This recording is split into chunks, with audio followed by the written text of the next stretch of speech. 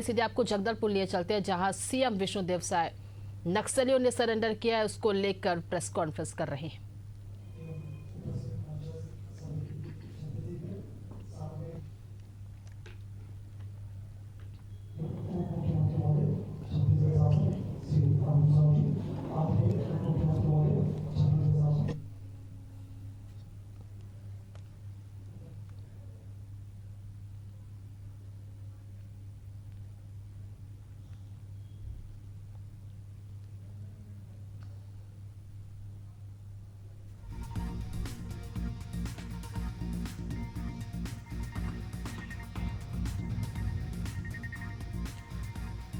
तो जगदलपुर से सीधी तस्वीरें आप देख रहे हैं, जहां आपको बता दें कि बड़ी संख्या में आज नक्सलियों ने सरेंडर किया है, 200 से ज्यादा नक्सलियों ने, और इसको लेकर CM Vishnudeo Sai press conference करने के लिए पहुंचे हुए हैं। आपको बता दें कि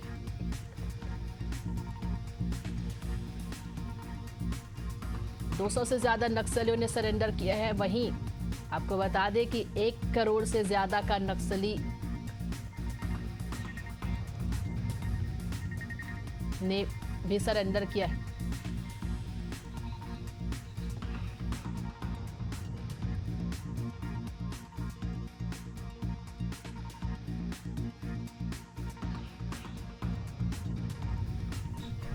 तो सीएम विष्णुदेव साय, साथ ही डिप्टी सीएम विजय शर्मा और अरुण साव भी यहाँ पर मौजूद है, प्रेस कॉन्फ्रेंस कर रहे हैं।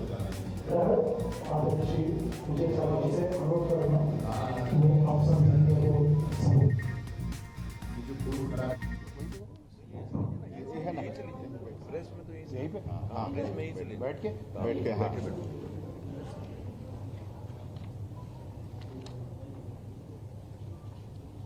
बस्तर में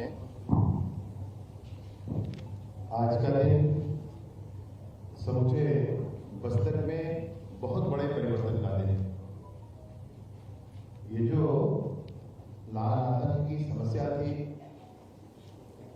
ये जो खून खराबे हुआ करते थे, बस्तर के गांव-गांव में परेशानियां थी, बस्तर के गांव-गांव तक स्कूल, अस्पताल, आंगनबाड़ी, बिजली, पानी, सड़क, मोबाइल के टावर, उत्तम किस्म के बीज, सिंचाई की व्यवस्थाएं न पहुंच पाई थी और बस्तर की जनता परेशान थी। उन सारे ही बातों को ध्यान में रखते हुए माओवादी संगठन के महत्वपूर्ण लोग, जिन्होंने इस पूरे ही क्षेत्र में माओवादी संगठन को खड़ा किया, सशस्त्र आंदोलन सरकार के विरुद्ध करते रहे, परंतु बहुत सुखद दिन है आज, बहुत बड़ा दिन है आज, बहुत ही महत्वपूर्ण दिन है आज, कि आज बस्तर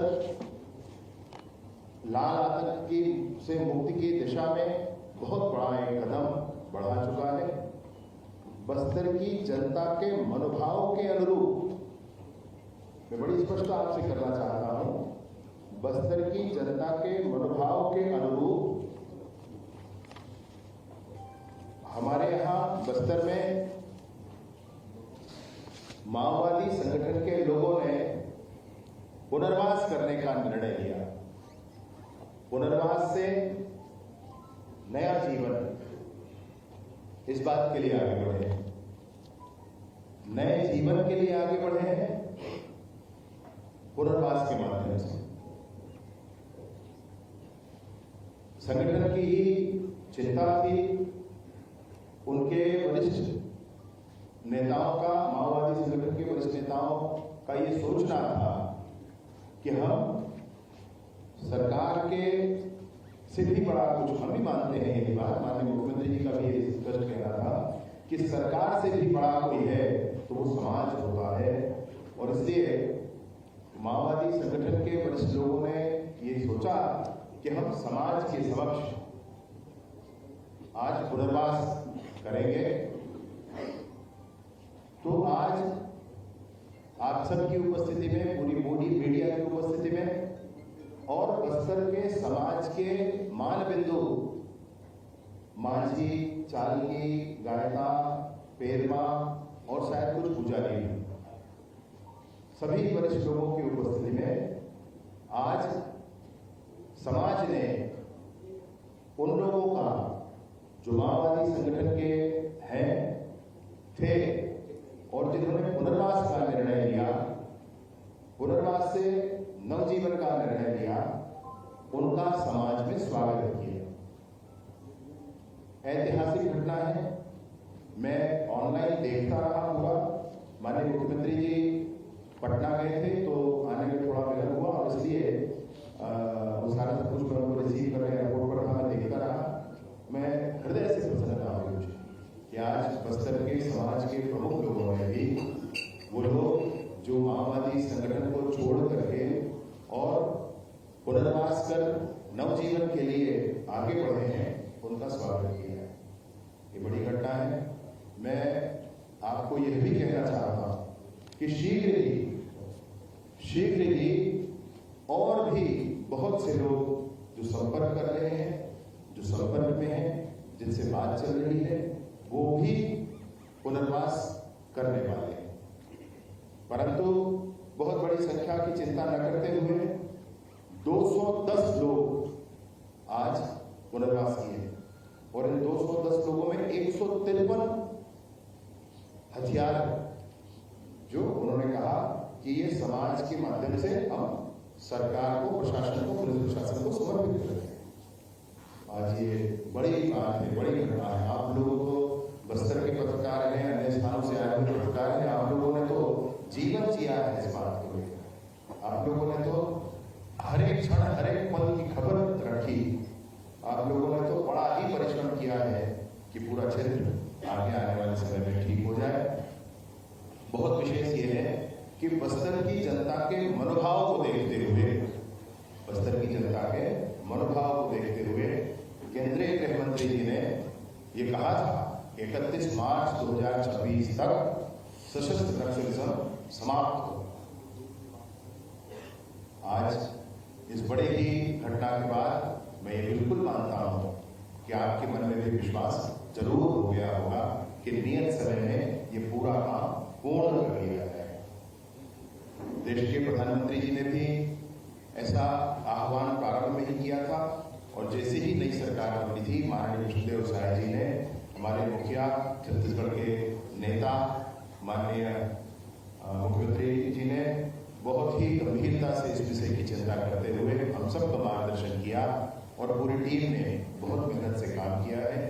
आज सबसे विशेष बात यह है कि हथियार भी वापस हुए हैं, लोगों ने भी घर वापसी की है, वो पुनर्वास किया है, नवजीवन का प्रारंभ किया है और सब कुछ शांतिपूर्ण ढंग से हुआ। इस बीच में पुनर्वास नीति के संदर्भ में सारी ही बातें उनको समझाई और बताई जा रही हैं। पुनर्वास नीति में बड़े ही महत्वपूर्ण विषय हैं।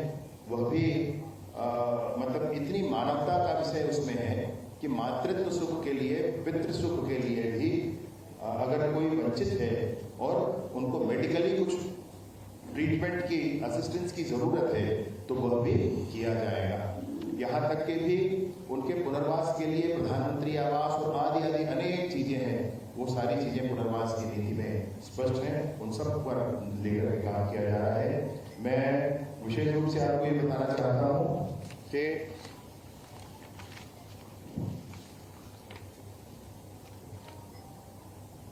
माड़ डिवीजन की कमेटी ये पूरी की पूरी है।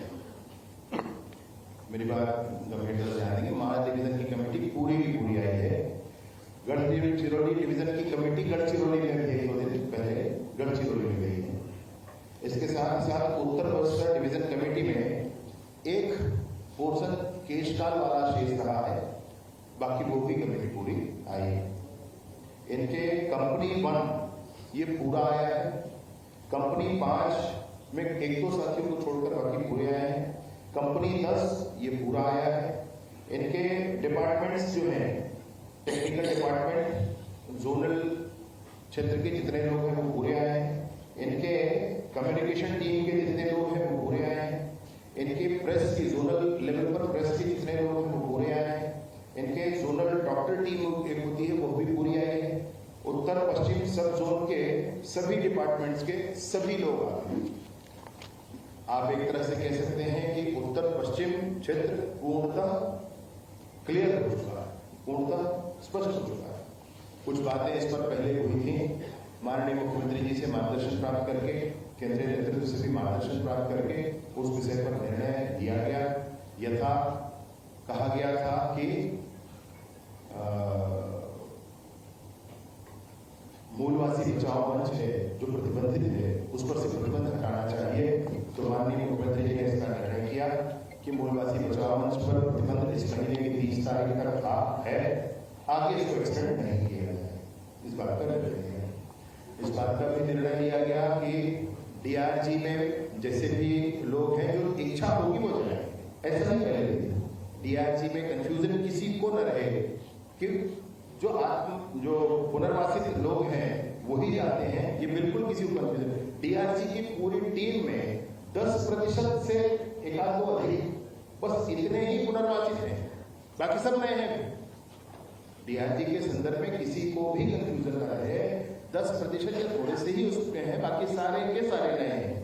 इसमें भी बहुत स्पष्टता कर दी गई कि जो आना चाहेगा वही आएगा, कोई कंपल्सन वाली बात पहले भी नहीं थी और अब भी नहीं, ये बहुत स्पष्ट। इन्होंने यह भी कहा था कि हमारे लोग जो जेलों में बंद हैं उनको हम वापस लाना चाहेंगे। तो हमने भी बड़ी स्पष्टता से इस बात, इसके पहले भी केंद्रीय नेतृत्व का भी निर्णय था, माननीय मुख्यमंत्री जी का भी निर्णय था इस विषय पर कि हमको जो करना चाहिए, जो जेलों में बंद हैं उन लोगों में से जो भी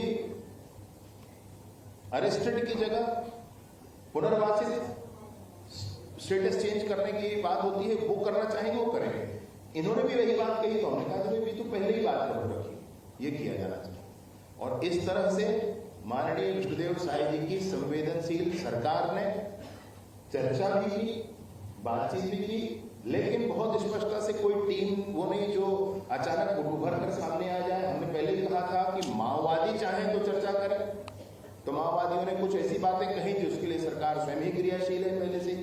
तो उन बातों के लिए जब संदेश आया तो कहा गया कि ठीक है ये किया ही जा सकता है, कोई बात नहीं। और इस तरीके से सुनकर समझकर जो पहले ही सरकार कर रही थी उन बातों को आगे बढ़ाकर ये कहा गया कि आप आ जाएं, बिल्कुल अनुकूलता है सारी चीजों में। तो 210 लोगों ने, जिसमें टॉप कैडर से लेकर के नीचे तक बहुत बड़ी संख्या में लोग हैं, 153, मतलब AK-47 19 है। आपको ये डिटेल मिला होगा, मैं एक बार आपको डिटेल बता भी देता हूँ कि पूरे क्षेत्रों को मिलाकर AK-47 19 है, इंसास 23 है, इंसास LMG राइफल 1 है, 303 17, SLR 17 है, 303 36 है, और आदि आदि बहुत सारी चीजें हैं इसमें। बाकी और टेक्निकल आई साहब बताएंगे और बाकी वरिष्ठ अधिकारी बताएंगे। लेकिन यह है कि बहुत बड़ी संख्या बहुत बड़े हथियारों के साथ वापस आई है। ये बस्तर में शांति स्थापित करने की दिशा में बड़ा कदम है और शीघ्रता में ही, बहुत जल्द ही ऐसी और भी संख्या सामने आकर के पुनर्वास करके पुनर्जीवन प्रारंभ करने वाली है। मैं हृदय से शुभकामनाएं देता हूँ सभी को, पुनर्वासित हुए नए जीवन के लिए आगे बढ़े हैं। माननीय मुख्यमंत्री जी ने सबको आशीर्वाद दिया है, सबकी शुभचिंता की है, निर्देश दिया है शासन प्रशासन को बहुत स्पष्टता से कि एक एक व्यक्ति की चिंता की जाए, ऐसे माननीय मुख्यमंत्री जी ने किया है।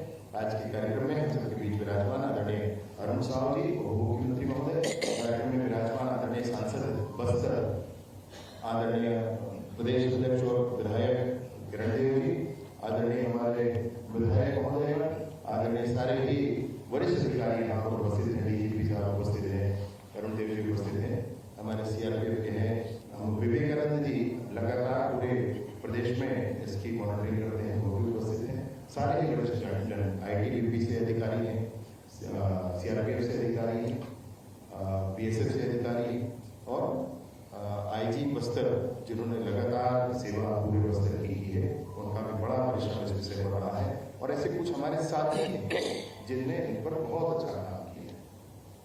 उनका परिचय कालांतर में समय आने पर उपयुक्तता के आधार पर कराया जाएगा। वर्तमान में मैं बिना नाम लिए उनको भी हृदय से धन्यवाद देता हूँ। बस्तर की सुख और शांति के लिए आपने जो काम किया, जितने SP हैं हमारे यहाँ पर बस्तर में, उन्होंने भी काम किया है। हमारे कमिश्नर बस्तर, हमारे एसपी, कलेक्टर्स सारे सबने बहुत मेहनत से काम किया है। आने वाले समय में बहुत काम करने की जरूरत है, लेकिन हम सब मिलकर इस पूरी स्थिति को सुदृढ़ करते हुए, पूरी स्थिति को ठीक करते हुए समूचे बस्तर को शांत कर लेंगे। माननीय कृष्णदेव साई जी के, माननीय अमित शाह जी के नेतृत्व में इसमें कहीं कोई संशय किसी को नहीं है। बहुत बहुत धन्यवाद।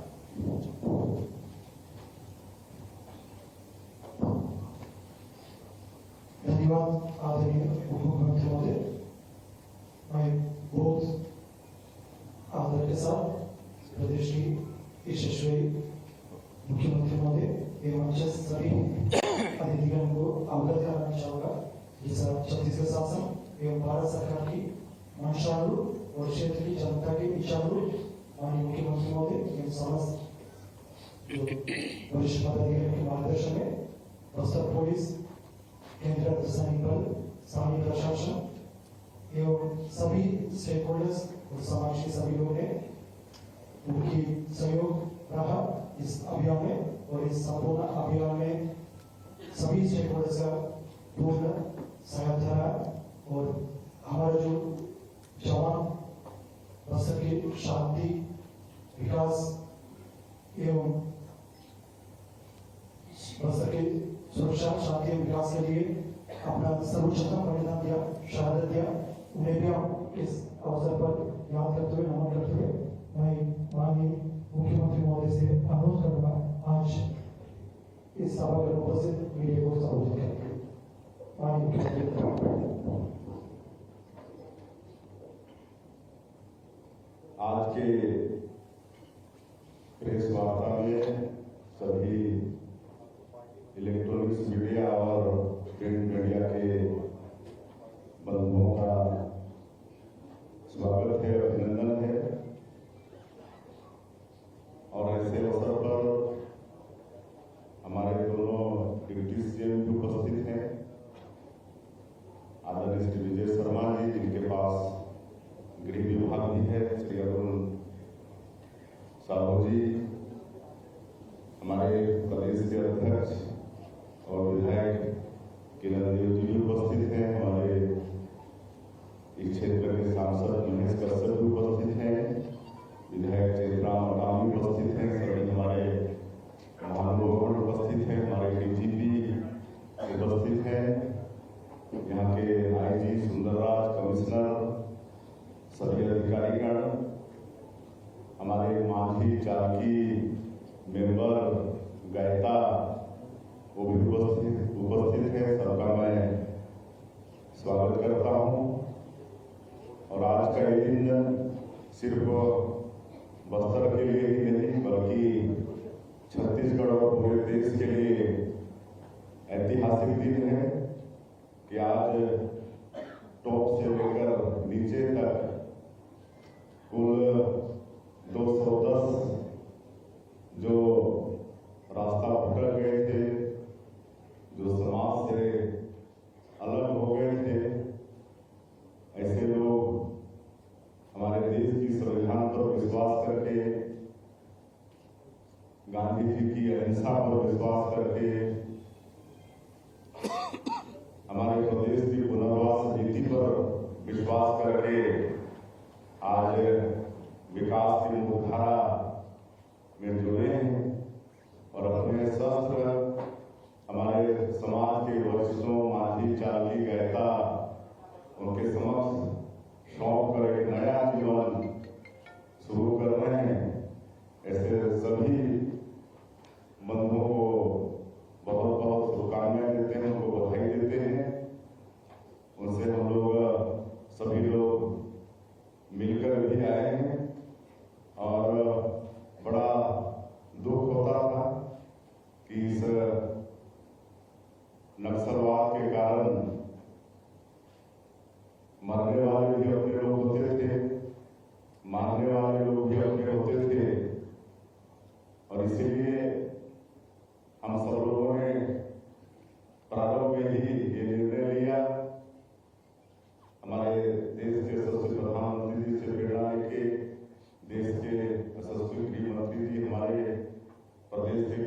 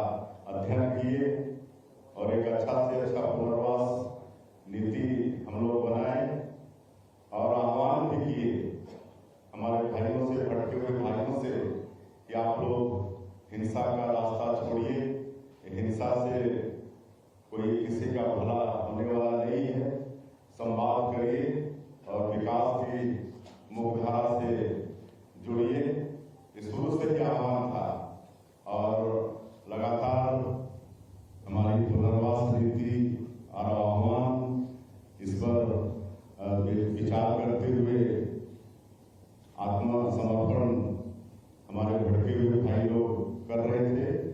लेकिन आज का दिन ऐतिहासिक है क्योंकि आज एक साथ शायद नक्सलवाद के क्षेत्र में कभी ऐसा नहीं हुआ होगा कि इतने लोग एक साथ विकास की मुख्यधारा से जुड़ रहे होंगे। और नई पुनर्वास नीति हमारे गृह मंत्री जी बताए हैं कि बहुत उसमें अच्छा है। जो भी विकास की मुख्यधारा से जुड़ रहे हैं उनको हम लोग आर्थिक मदद भी 3 साल तक करने वाले हैं। शहरी क्षेत्र में 4 डिसमिल से लेकर ग्रामीण क्षेत्र में 1 हेक्टेयर तक खेती के लिए जमीन भी नई पुनर्वास नीति में व्यवस्था है। उनका स्किलिंग भी करा रहे हैं। स्किलिंग करा के उनको रोजगार से जोड़ने का भी नई पुनर्वास नीति में व्यवस्था है। साथ ही जो प्रदेश की जो नई उद्योग नीति लाए हैं उसमें विशेषकर हमारे ऐसे जो भटके हुए लोग जो विकास की मुख्यधारा से जुड़ते हैं तो उनके लिए भी विशेष प्रावधान है।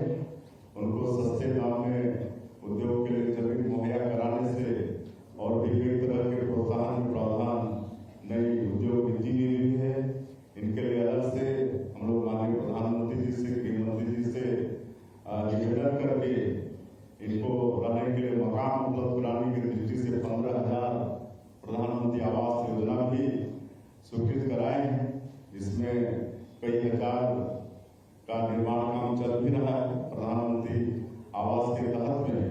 तो ये सब नई पुनर्वास नीति में है और ये सब से प्रभावित होके आज इतनी बड़ी संख्या में हमारे भाई बहन लोग विकास की मुख्यधारा से जुड़े हैं और उनको संविधान का बुक भी दिए हैं और आज उनसे मिलकर भी आए हैं।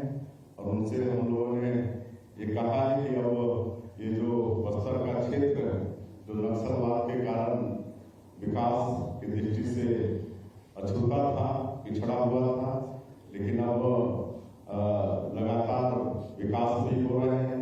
निराला योजना के माध्यम से सरकार की योजनाओं को हम लोग वहां तक पहुंचाने में सफल भी हो रहे हैं। सड़कें भी बन रही है, बिजली भी पहुंच रही है, पानी भी पहुंच रहा है, राशन कार्ड भी बन रहा है, राशन भी पहुंच रहा है। तो ये सब बात उनको गले उतर रहा है, उनको समझ में आ रहा है और आगे वो लोग बस्तर के विकास के लिए वचनबद्ध हैं। तो आज का ये दिन बड़ा ऐतिहासिक दिन है। मैं फिर से एक बार जो 210 हमारे भाई जो अपने बीच के हैं, जो रास्ता भटक गए थे, आज वो विकास की मुख्यधारा से जुड़ रहे हैं, उनको बहुत बहुत बधाई शुभकामना देते हैं और सरकार उनके उज्जवल भविष्य के लिए उनका जीवन आगे ठीक से चले इसके लिए जो भी प्रयत्न होगा वो सरकार करेगी।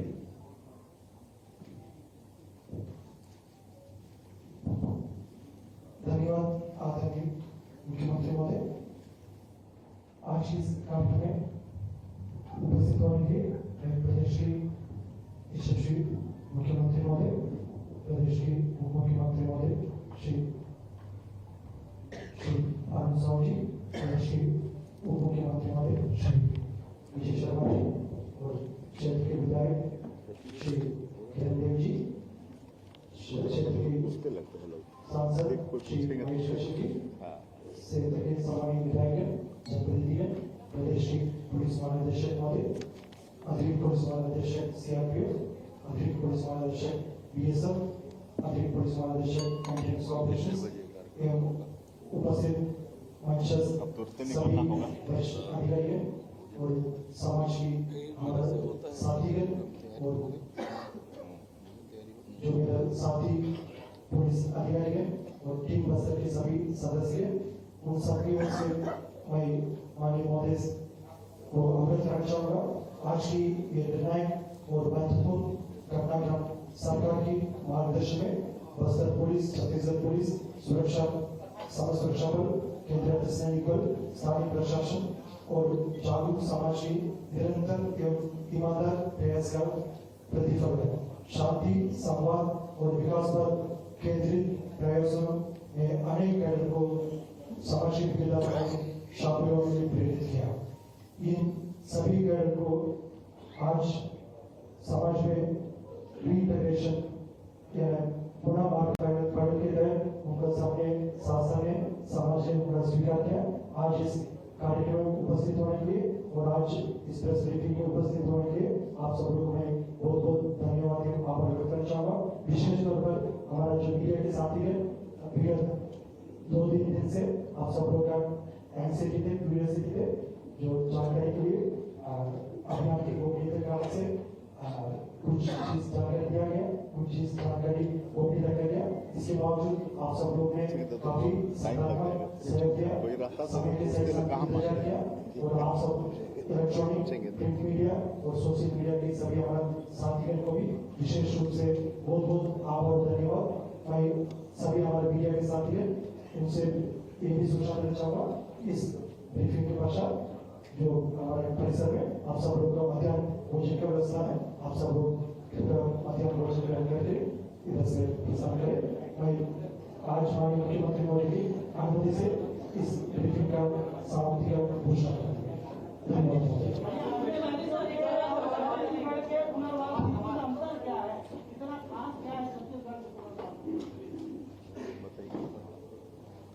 क्या कहा भैया आपने? अन्य राज्यों के मुकाबले में छत्तीसगढ़ की जो पुनर्वास नीति है उसका अंतर क्या है? पुनर्वास की नीतियाँ सब जगह अच्छी हैं, परंतु अन्य किसी राज्य में नक्सल पीड़ित और नक्सल माने जो पुनर्वासित हैं उनके लिए प्रधानमंत्री आवास का प्रावधान नहीं। उनके लिए ऐसे मातृत्व सुख के लिए जो प्रावधान हमने किए वो नहीं है। इनाम की राशि, खैर ये इनाम की राशि बड़ी बात नहीं है इसलिए मैं इसका उल्लेख नहीं कर रहा हूँ, परंतु यह भी अधिक है। ऐसे अनेक चीजें हैं।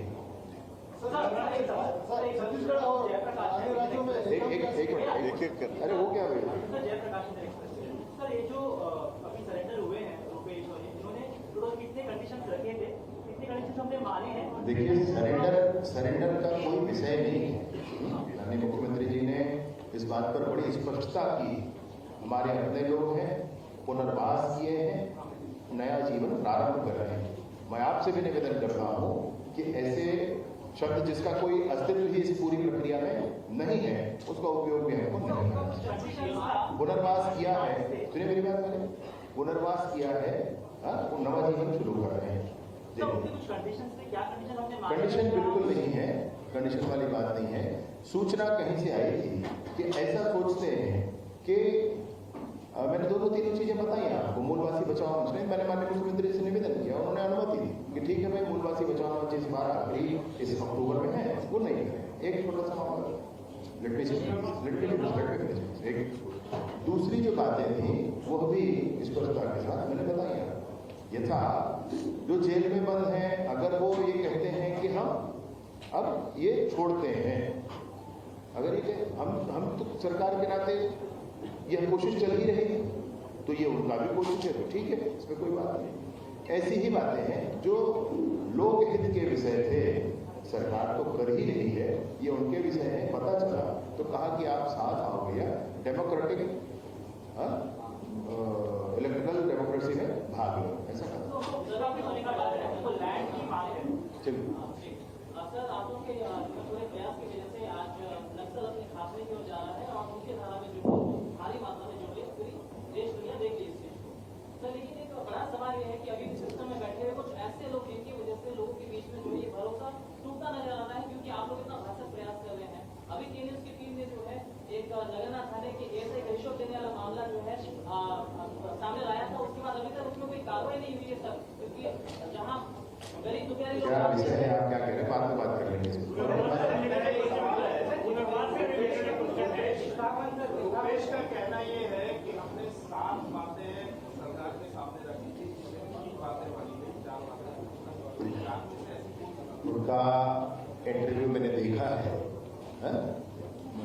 चैनल पर, तो आपसे मैं वही कह रहा हूँ, सरकार जिस दिशा में पहले ही प्रयास कर रही है वही बात उनकी सुनाई में आई हमको कि यही बात करना चाहते हैं। मुख्यमंत्री जी ने कहा कि ठीक, वो तो हम कर ही रहे, तो कोई हाँ कहा कोई नहीं कहा वाला विषय नहीं। बात ये थी कि आप भी वही कर रहे हैं और हम भी वही कर रहे हैं, दोनों मिलकर नहीं कर रहे हैं, अब दोनों मिलकर करें।